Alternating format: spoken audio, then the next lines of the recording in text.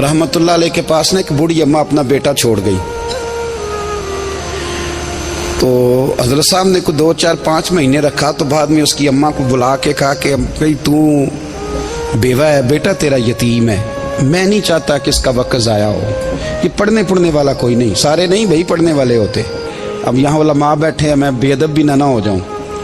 कुछ पूरे 8 साल लगा के भी आ जाते हैं, सनद भी उनके पास होती है। नाराज ना हो जाना, ये तो सब अच्छे लोग हैं, सनद होती है पर पता कोई नहीं होता। ये आला हजरत ने लिखी है बात, सनद होती है, पूरी डिग्री होती है, उस पर कई लोगों के साइन भी होते। तो बहुत सारे तालिब इल्म ऐसे होते हैं जो मदारस में कहते हैं मैं फाजल फलां हूँ, लेकिन कोई शय पास। तो मौलाना सरदार अहमद साहब मुहद्दिस आज़म पाकिस्तान रहमतुल्लाह अलैह उस बूढ़ी को कहने लगे तेरा बेटा कुंद देना है, पढ़ना पढ़ाना इसने कुछ भी नहीं, तो यतीम बच्चा है, कल को तो कहेगी कि मेरे बेटे ने वक्त ज़ाया किया तो वापस ले जाओ।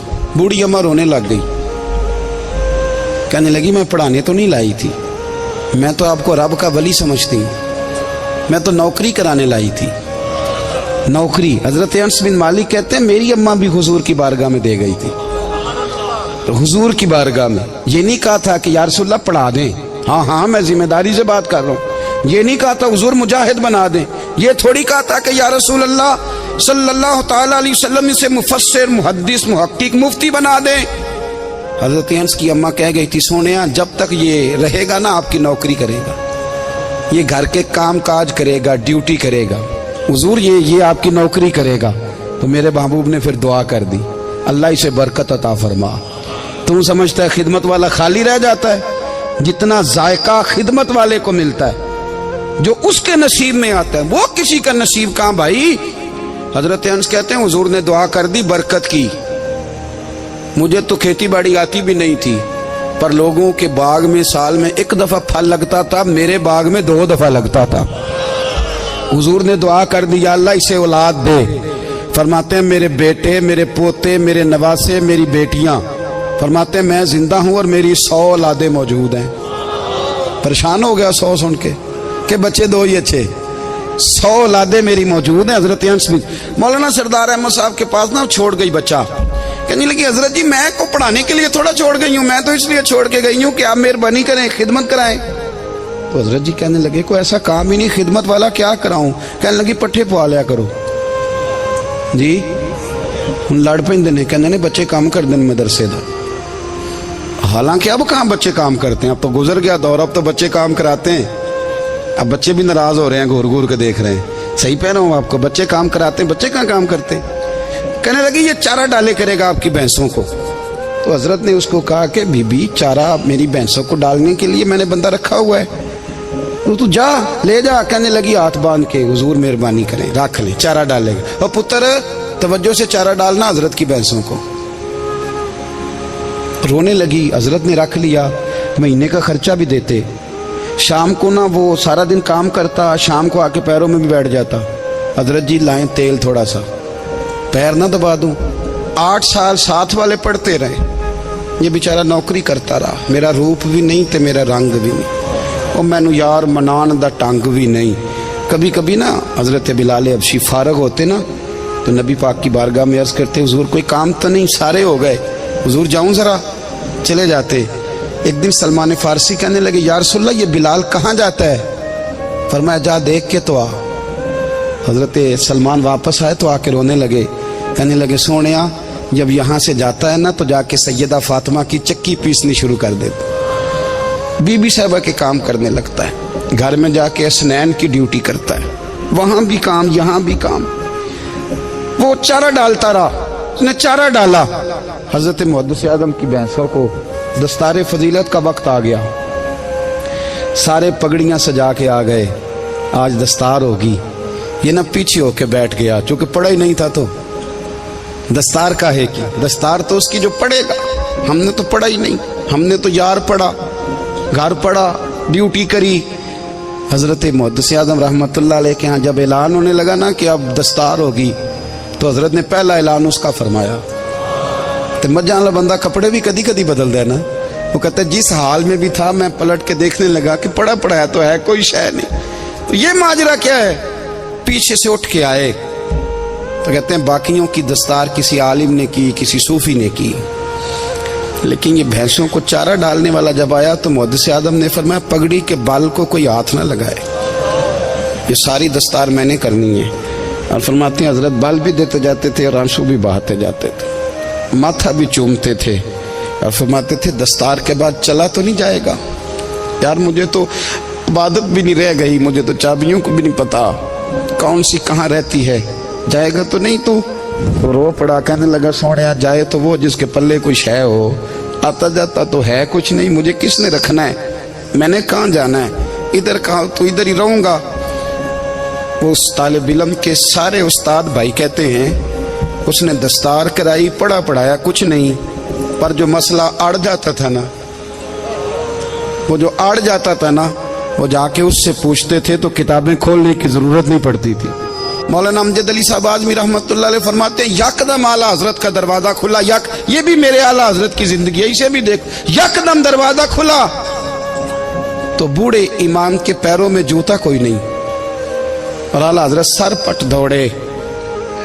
میں قریب گیا, میں نے کہا حضور میں صدقے جاؤں, کہاں جا رہے ہو؟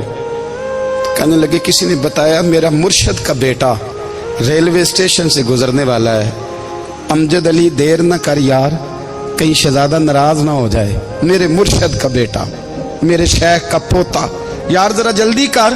کہتے ہیں اعلیٰ حضرت دوڑے ریلوے اسٹیشن پہ, انہیں اگر فتوے لکھنے آتے تھے کل کے رضا ہے خنجر خونخوار برق بار, تو وہ یہ بھی کہا کرتے تھے کیسے آقاؤں کا بندہ ہوں رضا, بول بالے میری سرکاروں کے. دوڑے گئے ریلوے اسٹیشن پہ, اور بوڑھے شیخ صدر الشریعہ کہتے ہیں میں نے کہا حضور میں نہ چلا جاؤں؟ کہنے لگے نا پتر, میں نے بڑا نمک کھایا اس گھر کا, میں نے بڑی نوکری کری ہے, میری اپنی ڈیوٹی ہے, تمہاری تو نہیں نا. میرے شیخ فرماتے ریلوے اسٹیشن پہ حضرت کھڑے ہیں تو ایک مسافر اترتا, اس کے قریب جاتے ادب سے سلام لیتے تو کہتے ماریرا شریف سے تو نہیں کوئی آیا؟ کہتے وہ مسافر گزر جاتا, دوسرا آتا تو پھر قریب جاتے, کہتے وہ اس کے آستانے سے تو نہیں آئے, ادھر سے تو نہیں کوئی آیا. کہتے سارے گزر گئے, جن مسافروں نے اترنا تھا اتر گئے, ٹرین چل پڑی. تو میں نے کہا حضور کسی نے آپ کو غلط اطلاع دی تھی, شہزادے تو آئے نہیں. کہنے لگے یار اطلاع غلط تھی یا ٹھیک تھی, پر یہاں تک آنے کا مزہ بڑا ہے. آپ سمجھ سکتے ہیں اعلیٰ حضرت کے دو بیٹے ہیں, حجت الاسلام مولانا حامد رضا خان صاحب اور مفتی اعظم عالم اسلام, دونوں شہزادے اتنے بڑے شہزادے تھے کہ دونوں اپنے اپنے وقت کے سب سے بڑے مفتی ہوئے. یہ بھی تو میرے اعلیٰ حضرت ہیں نا, اس کو بھی تو ذرا سمجھو نا. خشکی اور پھر خشکی اور پھر خشکی. ایک دن پیر صاحب نے کہا, نوری میاں صاحب, کہ احمد رضا یار وہ بھینسیں رکھی ہوئی ہیں تو ان کو نا گیدڑ آ کے تنگ کرتے ہیں, تو دو کتے مل جائیں نا کبھی, تو چلو رات کو پہرے داری کریں گے, دو کتے مل جائیں. میں اکثر سوچتا ہوں کہ اعلیٰ حضرت تو عالم تھے, ان کا کتوں سے کیا لینا دینا؟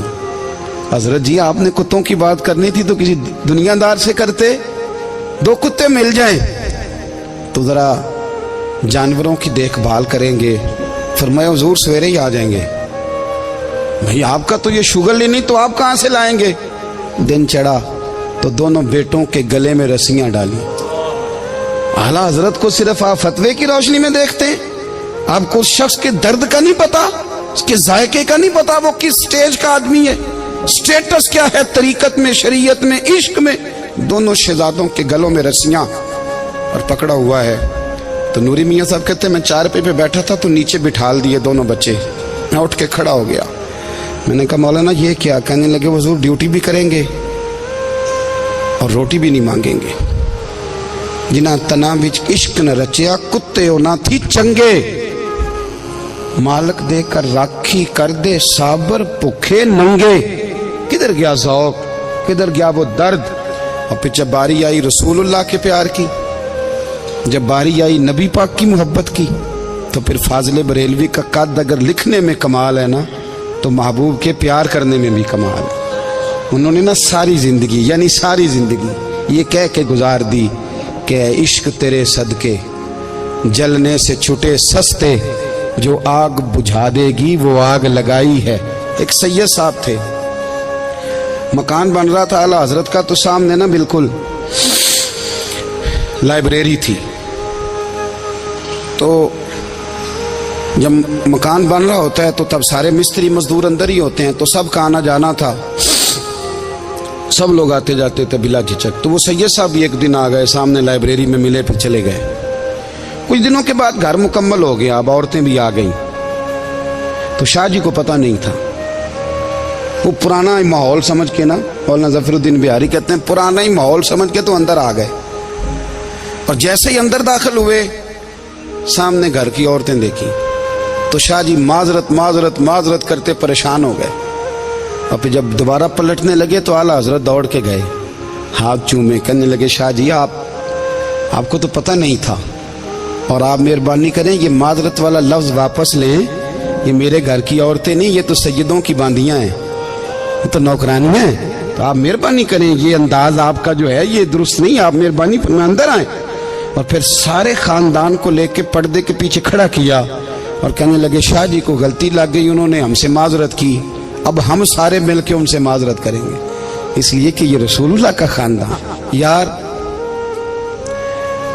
تھوڑا بہت دو چار لفظ جس بندے کو آ جائے نا، دو چار لفظ، میں ذاتی طور پہ نا آپ کو پتہ ہے میں تو نعت خانوں سے تو ہماری بنتی نہیں، بہت سارے نعت خان تو ہمیں ویسے ہی نہیں۔ میں کہتا ہوں نعت آنے دے جانے کا نام نہیں، نعت تو کلام کا نام ہے۔ کسی بزرگ کی بات پڑھو، کوئی مطلب اس میں کوئی ذوق ہو، کوئی درد ہو، یہ کیا بات ہوئی جو آج کل کام شروع ہے۔ لیکن آپ کو پتہ ہے ہم نعت خان کی بھی عزت کرتے ہیں۔ میں جس نعت خان سے نعت سنتا ہوں میں دل کی قلب کی گہرائی سے اس کا حیا کرتا ہوں، میں اکرام کرتا ہوں، اللہ جانتا ہے، میں اعزاز دیتا ہوں، اس لیے کہ میں سمجھتا ہوں یہ جب بولتا ہے نا تو مجھے مدینے والے کی یاد آتی ہے، یہ نبی کریم کی یاد دلاتا ہے، تو اس کا اعزاز ہے۔ اعلیٰ حضرت فاضل بریلوی رحمۃ اللہ تعالی علیہ نے نبی کریم سے محبت کی، اور حضور سید عالم صلی اللہ علیہ وسلم سے تعلق رکھنے والی ہر شے سے محبت کی۔